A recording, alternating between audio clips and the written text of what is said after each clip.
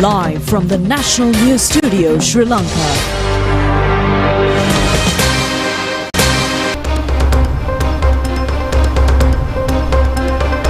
Hello there and a very good evening and a warm welcome to the 9 p.m. news of the most prestigious channel in Sri Lanka, bringing you your top stories for tonight. I'm Sonal Paranavithana.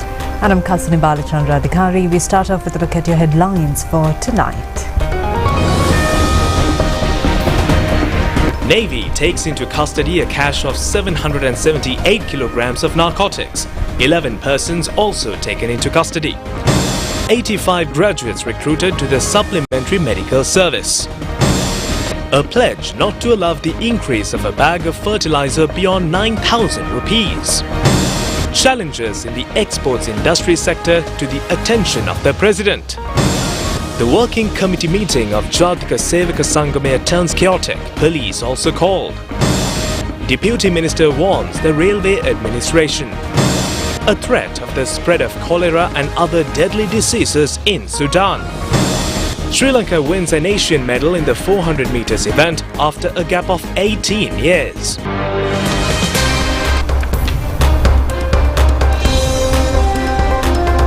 And we move on to those and other stories in detail in your top local story tonight. The Navy has taken into custody a cache of more than 600 kilograms of heroin and ice narcotic in the southern North Sea area. Now, according to the Navy, the drugs were being taken into the country in 2 multi-day vessels. 11 persons who were in the vessel were also taken into custody.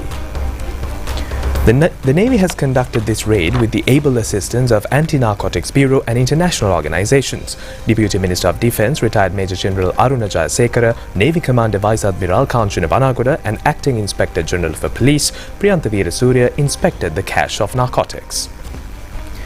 Deputy Minister of Defence, retired Major General Aruna Jayasekara pointed out in addressing illegal activities that could occur via maritime routes.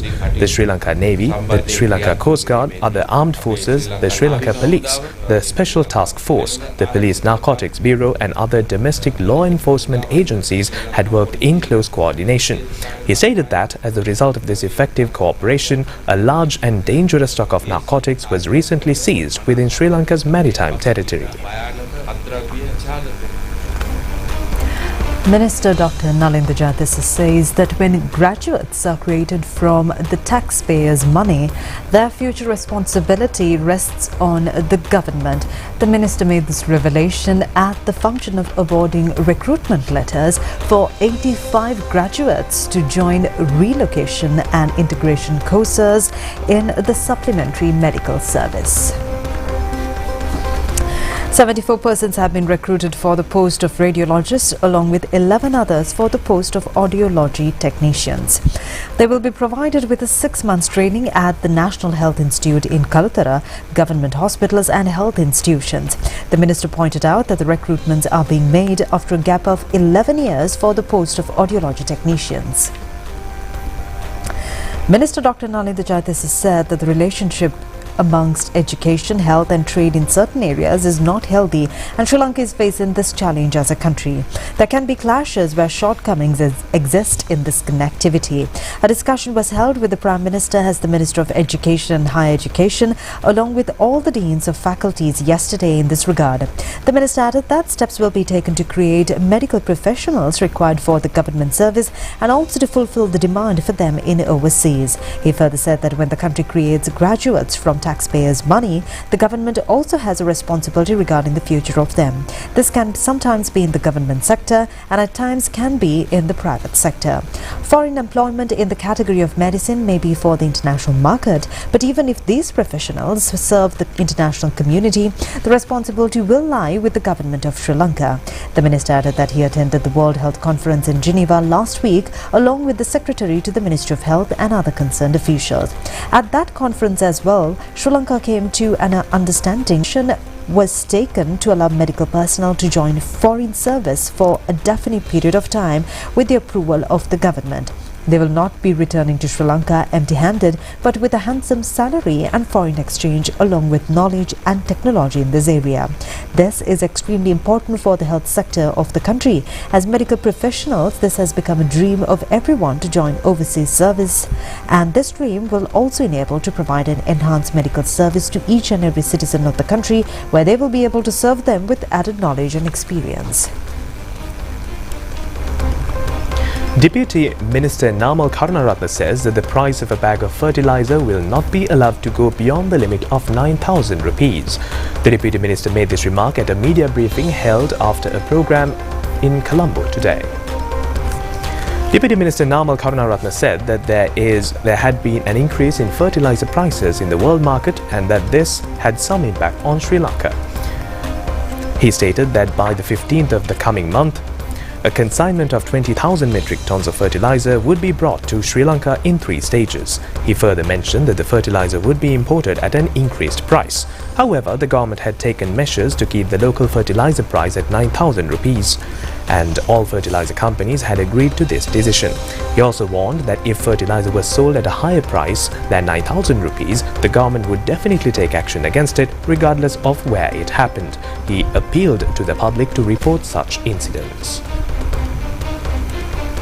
A discussion on overcoming challenges faced by Sri Lanka's export industry was held this morning at the Presidential Secretariat under the patronage of President Anukumara Dissanayake. The meeting brought together heads of institutions under the Ministry of Industry and Entrepreneurship Development as well as officials from the Ministry of Finance and Planning. The discussion centered on the government's strategic approach to strengthening domestic production and transitioning towards an export-oriented economy. Particular attention was paid to formulating a long-term industrial development plan to address and overcome current challenges in the export sector. Key areas of discussion included identifying the necessary steps to enhance the export sector and the presentation of relevant proposals and plans to the President. Ministry of Industry and Entrepreneurship Development Sunil Handunethi, Deputy Minister Chaturanga Besinga, Ministry Secretaries and several other officials were also present on this occasion. The Colombo High Court today ordered the case against 3 accused, including Nadun Chintaka alias Harakkata, to be heard on the 9th of next month. They are accused of conspiring to escape from the custody of the Criminal Investigation Department. The case was taken up before Colombo High Court Judge Sujeeva Nisanka today. Nadun Chintaka alias Harakkata, who is being held at the Thangala Old Prison and was brought to court amid tight security. In accordance with a previous court order, officers from the Counter-Terrorism Bureau handed over a medical report of the person named Harakkata to the court. It was only after this that the judge ordered the trial to be convened on the 9th of this month. The Colombo Magistrate Court today granted permission to the Colombo Crimes Division to detain and question 3 suspects arrested in connection with the shooting incident at a motorcade carrying former National Lottery Board Director Tusita Hallulua for 24 hours. The police informed the court that the investigations into the suspects have not been completed and that they should be detained and questioned. Petitions have been filed seeking a ruling that the decisions taken by then President Ranil Wickremesinghe to appoint Deshabandhu Tennakone as the Inspector General of Police without the formal approval of the Constitutional Council is unconstitutional. The Supreme Court today ordered a hearing on September 8th. The petition has been submitted by His Eminence Malcolm Cardinal Ranjit, the Young Journalists Association and 9 parties. Meanwhile, the court order states that the interim injunction issued by the Supreme Court preventing Deshabandhu Tennakone from exercising the powers and duties of the office of IGP will remain in effect until the conclusion of the petition hearing. The Bar Association of Sri Lanka today filed a fundamental rights petition before the Supreme Court regarding the suicide of a second-year student at the Sabagaba University. It also sought a ruling that the incident constitutes a violation of fundamental human rights. It has also been requested that an order be issued to conduct a comprehensive investigation into the matter. In addition, the petition also requests that an order be issued to the authorities to formulate a program to eliminate bullying in state educational institutions, including universities. The Working Committee meeting of Jatika Sevaka Sangamaya of the United National Party was held today at the party headquarters in Sirikota. And according to our correspondent, police had been called due to a chaotic situation which arose during that meeting. The working committee meeting of Jatika Sevaka Sangame was held today under the leadership of its president Akhila Viraj Karyavasam. According to reports, the presence of a group of non-invitees had created this problem at the meeting. Minister K.D. Lalkantha says that the administrative power of Colombo municipality has already been established and only the process of legalizing is left. The minister made this observation to the media after program held in Kandy. Parliamentarian Ranjit Bandara observed that discussions were ongoing with the parties regarding the formation of councils. He mentioned that the steps would be taken in line with the message given by the people and in collaboration with all opposition groups. He added that discussions would continue until the 2nd and then talks would not be stopped but would provide continuously. Parliamentarian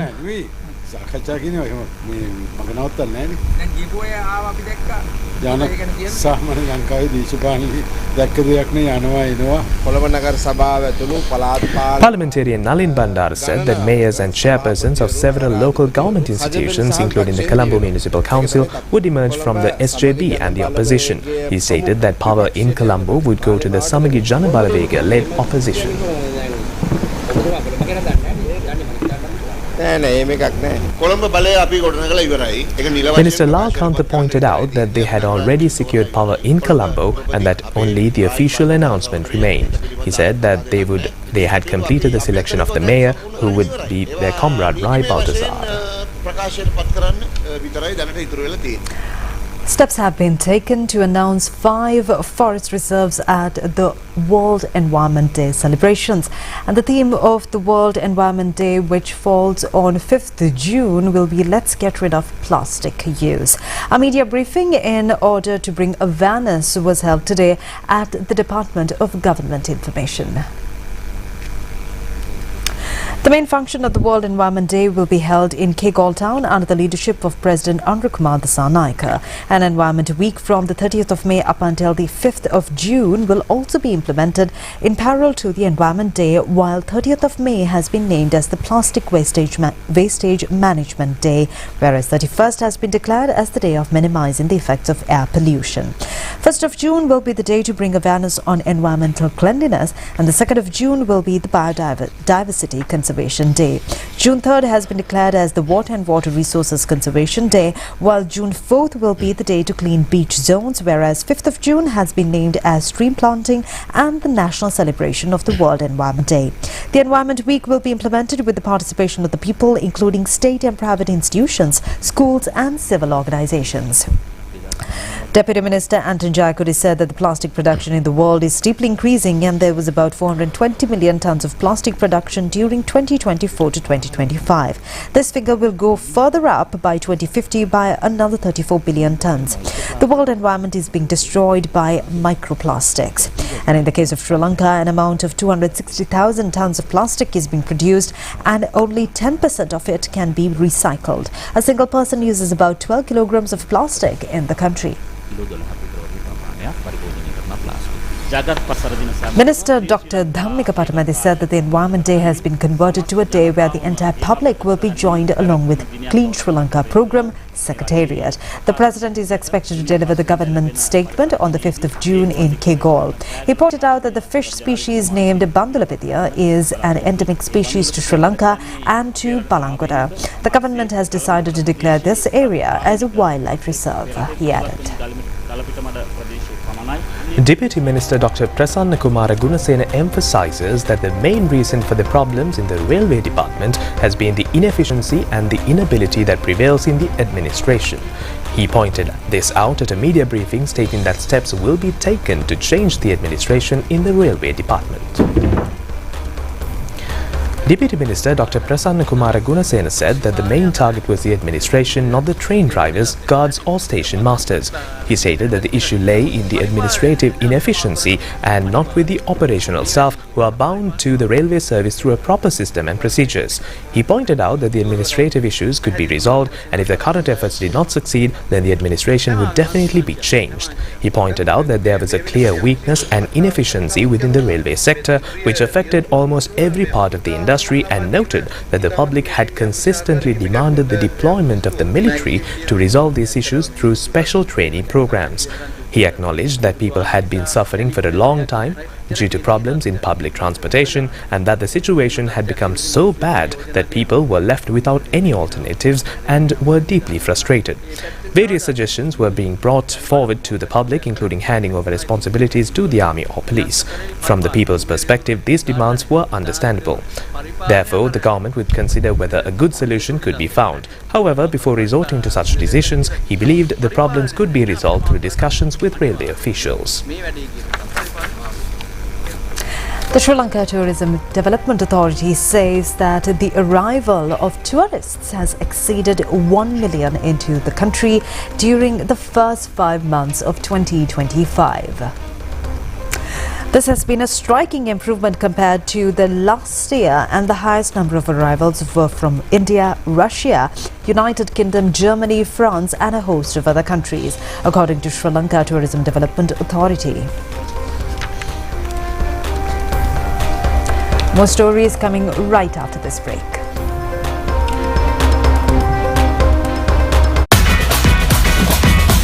Prima kottumi fantamai lassana palloke kottumi saravihide hikkagasita banda file and fashion dape hittaka badai patte hot and spicy guess mate rase Prima kottumi fantamai. Live from the National News Studio, Sri Lanka.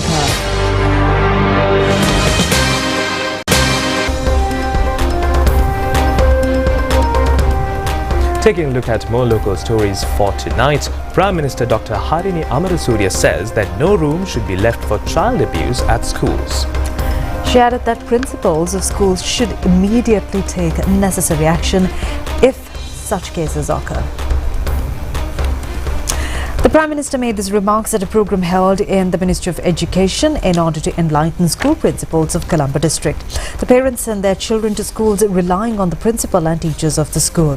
According to the Prime Minister, the school should not become an unsafe place for the child. Prime Minister Dr. Harini Amarasuriya stated that any form of violence against children within the school system must no longer occur. She emphasized that whether a child faces physical abuse, sexual abuse, neglect or psychological abuse at school, such incidents must neither be hidden nor ignored. She pointed out that this is not something to be concealed or overlooked, and as the principal authority in the school, the principal must act promptly and decisively regarding these matters.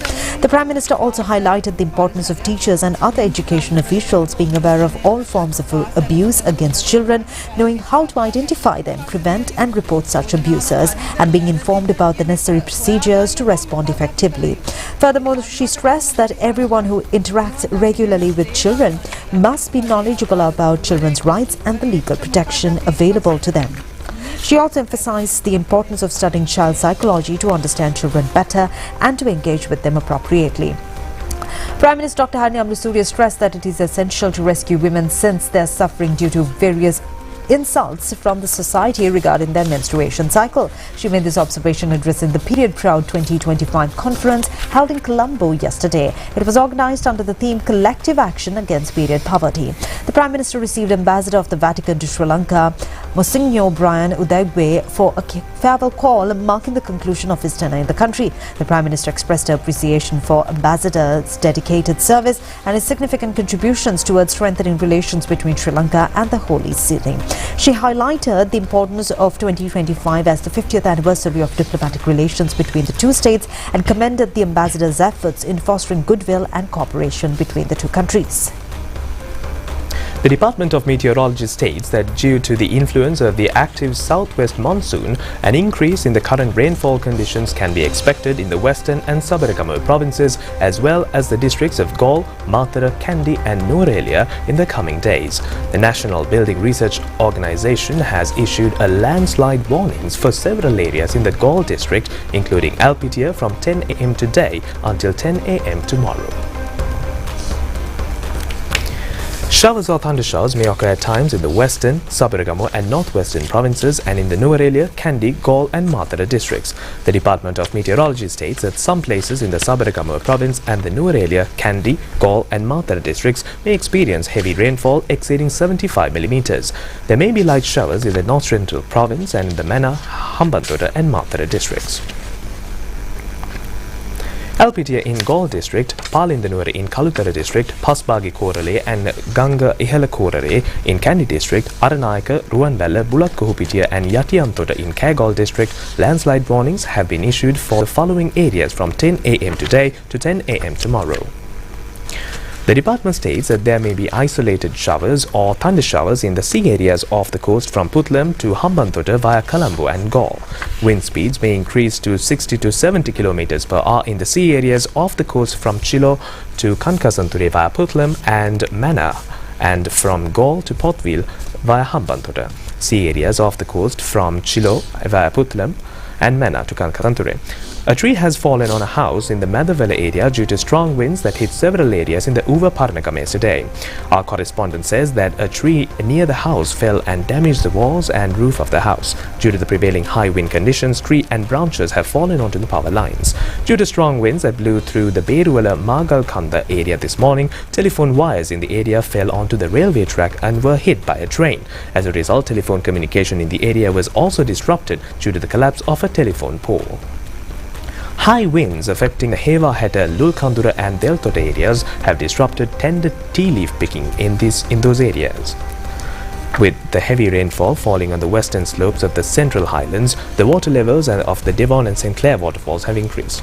To control the flood situation that may arise due to the heavy rains, 3 sluice gates in the Mahaveli Dam in Polgolla were opened this morning, each 18 inches wide. This will release a water capacity of 4,500 cubic feet per second in the Victoria Reservoir.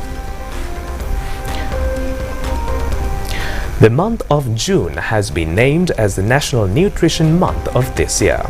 The Nutrition Month is being celebrated under the theme Fruits and Vegetables Are Always Healthy. The inauguration ceremony of the function will be held on the 11th of next month. And this will happen under the leadership of the Minister of Health and Mass Media, Dr. Nalinda Jayatissa. Dr. Anil Jasing has stated that several special programs are currently being implemented and that more are being scheduled to be launched. Among them is a cabinet committee focused on food safety and food security. He also mentioned that there were plans to collaborate with the Ministry of Education on a program related to school health. Many children were purchasing food from school canteens. Although certain policies had been introduced regarding this issue, they had not yet been practically implemented. He explained that the challenge was not merely the involvement of 2 ministries, but also the prevailing attitudes and habitual dietary patterns of children, all of which had an impact. At this juncture, he expressed the expectation that a transformative change should take place, noting that achieving it would require effort. The Prime Minister had shown significant interest in the matter, he added.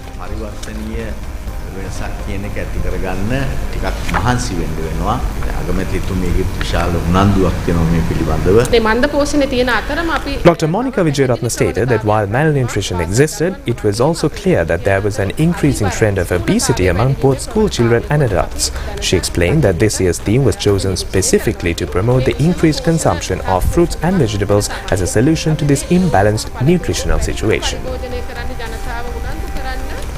Steps have been taken to renovate all tanks in the island and an amount of 78,000 million rupees has been allocated for this purpose.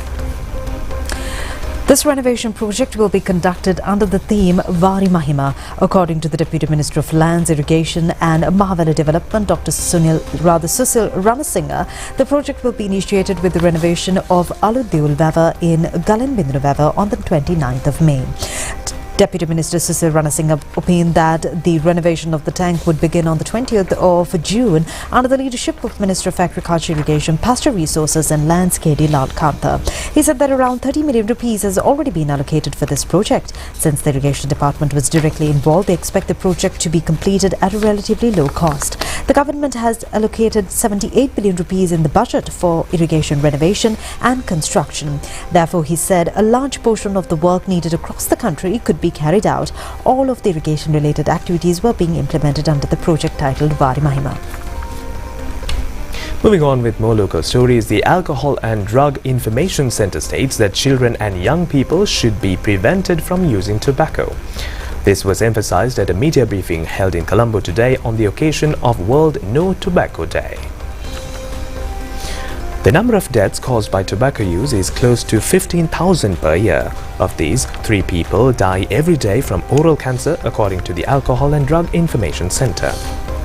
Attention was also drawn to the measures that need to be taken to build a tobacco-free Sri Lanka.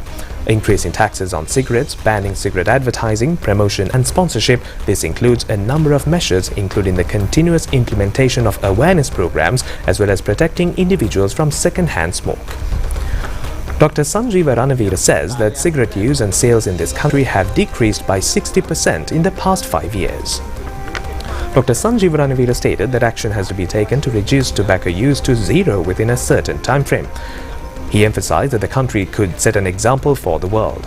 However, if it is necessary to save economically in some way, a policy decision called the tobacco-free generation could be adopted. This policy aims to create a generation free from tobacco products. Gem City International Gem and Jewelry Exhibition will be held from the 15th up until the 17th of August in Ratnapura. The exhibition is being organized for the second time this year. According to the National Gem and Jewelry Authority, the Gem City exhibition will consist more than 100 stalls. The gem industry of Ratnapura, having a history of more than 1,000 years, contributes to the national economy immensely. One of the main aims will be to provide the necessary contribution in order to reach the expected $1 billion export earnings from the gem and jewelry industry of this country. Now, the Gem City exhibition will be to further consolidate the global acclaim Ratnapura city has gained as a centre for gem business. One can witness gems and jewelry creations along with innovations during this exhibition. An opportunity will also be created to develop connections with international buyers for local businessmen through the trade stalls of small and medium-scale businessmen. The exhibition will also demonstrate live presentations of veteran gem cutters and jewelry producers, gemology, sustainable mining methods and educational programs about the gem mining history of Ratnapura. The National Gem and Jewelry Authority, Ministry of Industries and Entrepreneurship Development and Lanka Gem Traders and Miners Union have come together jointly organizing the exhibition this year. It will also be attended by representatives from China, India, Vietnam, Germany and Thailand. Deputy Minister Chaturanga Besinga said that the foundation is being laid identifying the country having a competitive advantage where gem and jewelry industry is flourishing. This industry has the highest potential of earning around $2.5 billion of foreign exchange annually into the country, but the entire potential has not been achieved during the past several decades. The present government is taking efforts to reach that target by creating changes in the industry.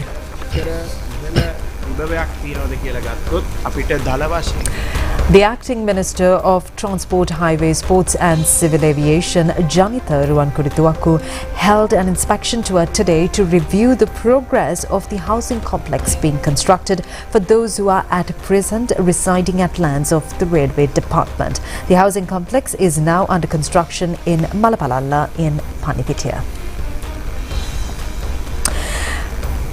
There are 120 housing units in the complex and 116 out of them will be handed over to the public. These houses will be given to those who are in the railway reserve from Paduka to Navin. 99% of the construction of this housing complex has been completed and will be handed over to people within a month.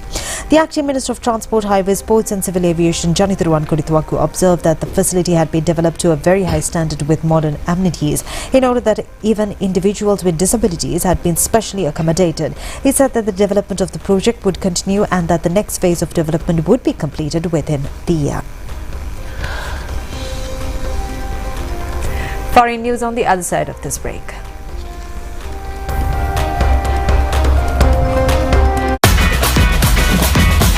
Prima Kutumi, Fantamai.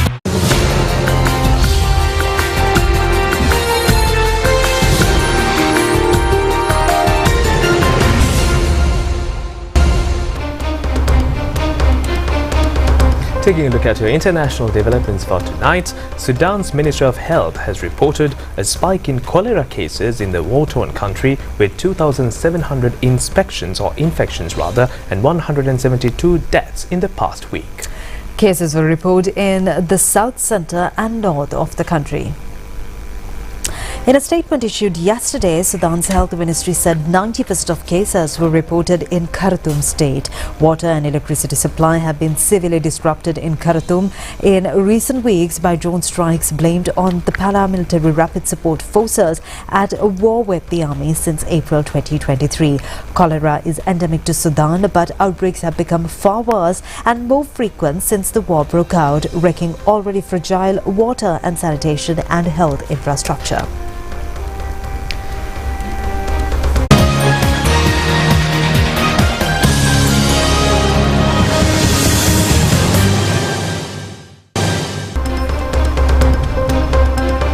And in your sports news tonight, Kalinga Kumarage was able to win the bronze medal today in the men's 400 meters event of the Asian Athletics Championship.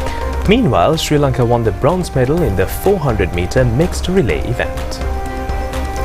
The championship is being held in Gumi, South Korea.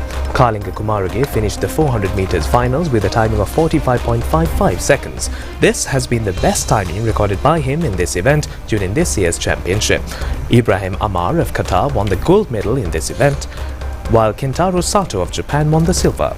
A striking feature has been that Kalinga Kumarage delivering a medal in an Asian Athletics Championship for Sri Lanka after 18 years. On an earlier occasion in 2007, Prasanna Amarasekara was able to win the gold medal in this event for Sri Lanka.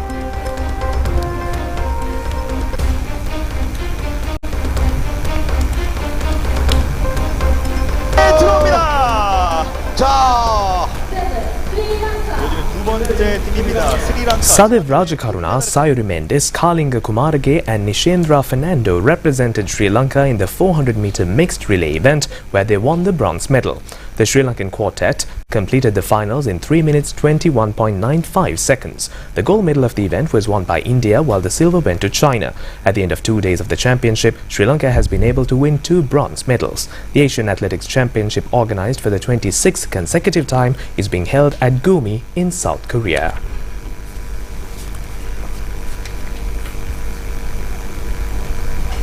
인도, 중국, 스리랑카 그리고 대한민국 또 선수들이 따라붙고 있습니다. 선수들 그리고 가장 인도 금메달 그리고 중국이 2위 김주아 마지막까지 열심히 선수들까지 들어오면서 1600 믹스 릴레이 결승선. And with that, we conclude tonight's main news telecast. Join us same time, same place tomorrow. It's me, Sonal and Kasuni saying goodbye. Have a pleasant night. Good night.